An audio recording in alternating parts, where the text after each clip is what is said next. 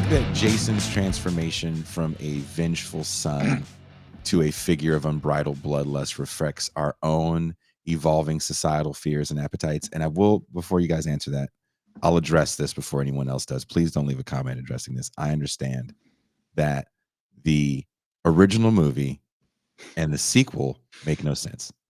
I understand that Jason is a child that is deformed, that apparently has the ability to breathe underwater for long periods of time.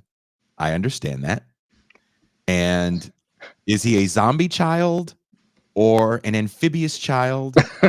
We don't know. It's never really drawn out. Then the child, ghost or amphibian, we don't know, grows into a large man and then goes on murderous rampages for the next 40 years. I understand all of this. So don't write it in the, we understand it when we're talking about the Jason movies. This is why the Jason movies are extremely uneven.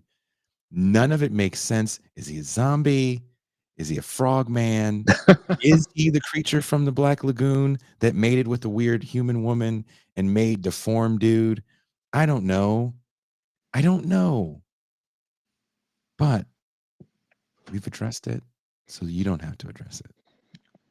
So is there a connection between his motives and our cultural ideas around justice and punishment? I'll start with Light Skin Boy Wonder to radio. So, well, thank you for that introduction. It's nice to know that I'm a person to you, Jason.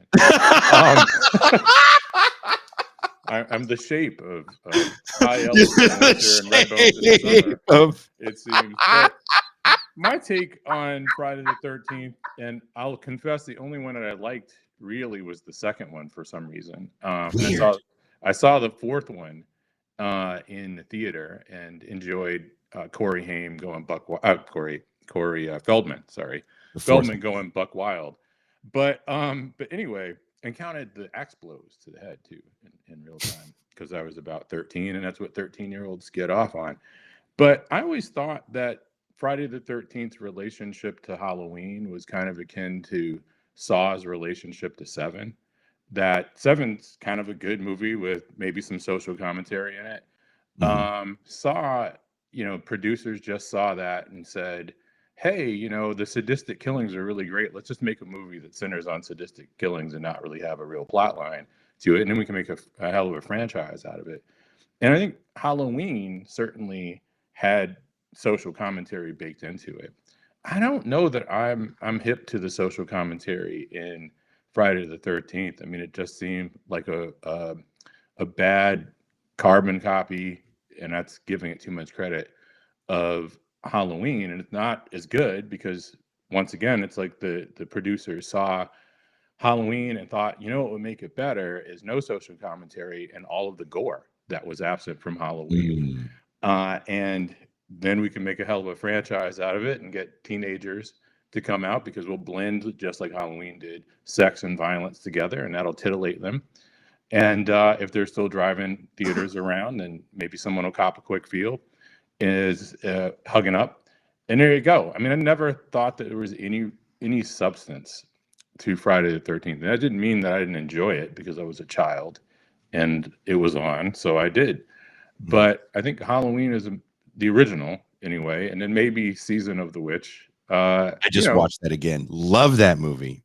And I like John 5 Season of the Witch too. So they're all great. All things named Season of the Witch are great. But anyway, so that's my take on it. But what do I know? JG?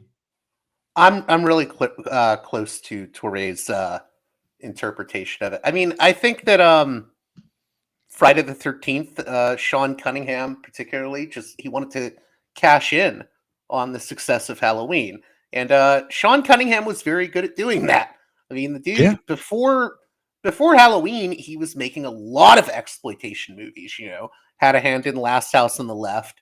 I mean, they're movies that are meant to make money. You even see this with the difference between Halloween and Halloween 2. I told someone recently, Halloween 2 is just a really amped up version of the first movie. with more gore and more explosions. John Carpenter says that, right? He says that he didn't want to make the sequel because, again, he technically didn't. It was Rick Rosenthal that directed it. We don't understand franchises yet because the Universal monsters were kind of play on words. Universal. You could just kind of plug them in anything. Abbott and Costello and the Mummy. You could just plug and play with these guys. And I don't know if people saw these killers that they were making in the same way. Again, Michael Myers doesn't really have a name. He's written in the script as the Shape. And when you hear people that played that role, they always go, well, I was the Shape in this movie and blah, blah, blah, blah, blah. Like Jason Voorhees, again, like kind of this idea of sequels. When you watch the first Friday the 13th, it is done when you see those hairy fucking hands grabbing her, right? Because she wasn't there for reshoots. So that's Tom Savini's hands that you see when the head is chopped off. That movie is done when you see that. Yeah. They decide, hey, why don't we do an extra gag and have this weird kid that keeps selling this pot jump out of the fucking water and grab the broad, right? Wait, Ben's dad was producing this? He's Jewish, so you have one. Show me a Jewish person and I'll show you Hollywood. Ooh. This is when I choose to come on. I'm not serious, and that is not how Ben's father talks. At all. I've been doing a new thing about his mom because he was in the car with me one day and we're driving and I had to hit the brakes kind of hard, and jokingly I went like this and he goes, why did you do that? I was like, your mom never did that for you? And he goes, no. I was like, oh, you were the middle child they didn't love? I thought you were stopping short like Estelle Costanza, Frank Costanza did to Estelle. Your mom never did that, or your dad never did that? But the Seinfeld version of it was a cheap feel. I mean, that's jokingly, I'll do that. Like, if I'll be like, Upside's coming. Wait, and that's also your Spike Lee impression from Do the Right Thing, right? Yes. You keep a cooler in the back with ice just in case. But hey, Jason, I was going to say real quick, it's funny that you mentioned the whole Abbott and Costello thing and how we didn't really get that with the 80s horror icons. But what's funny is there was talk of doing that right after Friday the 13th Part 6, Jason Lives. Tom McLaughlin, who I think is an interesting director. So if you watch the opening of Friday the 13th Part 6, he literally was trying to ape the Universal monster movies with the cemetery scene. It's very much supposed to have the vibe of like an old Frankenstein movie, like before they resurrect Jason. But right after he made that movie, he pitched a sequel to, I think it was Paramount that owned the franchise at that point. And he said, why don't we just go full on with the monster movie type thing and do Cheech and Chong? And that's in like 86 that he's like saying that. So it's interesting because like people started to like catch on to all this stuff by like 85, 86, that there were all these tropes and roles, and it sort of becomes satirical, by 85, 86. You can't make you can't make Darth Vader scary anymore. You can't make Freddy Krueger scary anymore because I bought my son a Freddy Krueger. It was Halloween and I drove up north to see my 6-year-old, and there's this really cool truck stop that actually has like these kind of cool collector's cars. And my son he still likes cars. And they had 2 cars to choose from. And this is where I realized I was not a good father. They had the original Batmobile with a caricature of Adam West Batman in that Batman suit. And he's even kind of pudgy. I was wondering. With Robin in the passenger seat. And the top comes down, the hood opens. It's one of those cars that you can pull back and it'll take off. But it's kind of made for an adult like us. We'd keep it in the box. The box is really cool. And I knew my son would just open the box and want to play with it. So I was like, I could have gotten him that, which he doesn't really know. And another thing he doesn't know, which is Nightmare on Elm Street. So if you remember the first Nightmare on Elm Street, at the very end, they're in this, I think, 58 Chevy with the top is Freddy's sweater. And right, there's kind of that's when the mom gets pulled through the door and because it's a dream sequence. So they have that car with Nancy in the front and Freddy with the claws, a figurine of Freddy in the claws outside. And the hood opens on that, or the hood, but the roof comes out on that one. And I was like, oh, I'm gonna get this for Phoenix for Halloween. And I got it, and I give it to him, and he looks at me and he goes, Daddy, this is scary. Wow. I was like, you're 6. Yep, you're 6. Yeah. And we haven't watched these movies because you're 6. And I'm a horrible man. Well, that franchise point, going back just a sec with Abbott and Costello, it's funny how the franchise model changes. So Sigourney Weaver has herself killed in Alien 3. It's the only reason that she did Alien 3. She said, fine, kill me. Mm-hmm. But she was concerned when she had heard word of Alien versus Predator as a thing that now the Alien franchise was going to turn from a serious franchise to something like Abbott and Costello, right? The old Universal model. But some of those actors having embraced now, unlike Charlton Heston with Planet of the Apes, by the 80s and 90s, having embraced the franchise, they wanted the franchise to have integrity, which, of course, the Universal model that you guys point to did not, at least from Sigourney Weaver's vantage point. I mean, Freddy vs. Jason is, for me, where that thing really goes to dark entertainment, right?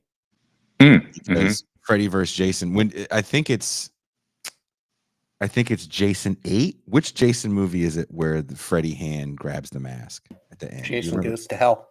So was that 10? That's the 8th 9? movie. No, 8 was It's the 9th movie. Okay, so the 9th 9th movie because Jason Takes Manhattan is the 8th. That was all of the talk around my friends, because I'm still in school and that comes out, that there's going to be a Freddy vs. Jason movie. And if you ran to the store that sold Fangoria, you were trying to find information on when are they going to make the Jason vs. Freddy movie, because that scene set you up. I think they waited the right amount of time to rehash both those characters. And they didn't wait. It was just a matter of the movie being in developmental hell for years. Okay, well, let's agree upon the fact that the right amount of time passed where you could make that movie. And because I think if it comes out in the 90s, it's just not going to hit the same way. You know, one of the original ideas for Freddy vs. Jason, or one of the original scripts, was that it wasn't actually going to be Freddy vs. Jason. It was going to be two guys that think they're Freddy and Jason, and they're crazy people. That actually seems like a 90s ass plot again, because we're the monsters. There is no outside thing. We defeated Russia. That's why. I see what you mean, though. It is very much like 2000s new horror. Yeah, type thing. You can make that movie because now you're looking back in this nostalgic way almost. That was one of the few horror movies I can remember where the soundtrack was being sold to help the movie sell. And I don't think anyone really listens to those bands that were on that soundtrack anymore. That was the most metalcore soundtrack in the history of metalcore soundtracks, or a genre of music that never hit anywhere like any of the heavy genres that preceded it. I thought that was an interesting thing to try to build upon. And that was 2003? 4? Freddy versus Jason. 2003, JG, or 4? Yeah, around that time. Yeah, around that time. Had to have been 2003. Yeah. I mean, it's an enjoyable film. My godson, who was about 7, I think at that time, thought it was hysterical. I mean, he had seen the trailer and he was great with impressions. He had a great Ring impression, which I can't do, and I don't know if he can do it now that he's 28 or whatever. But he did the trailer, the movie trailer guy. It was the dawn of time, that guy. but he did it for Jason and Freddy. And I don't remember the trailer because I don't think I ever saw it. I've seen the movie a couple of times, but one of the lines was, "And one of them is ugly," and Cameron just took to that immediately. So he would just do that on command. But this 7 or 8 year old thought that shit was funny.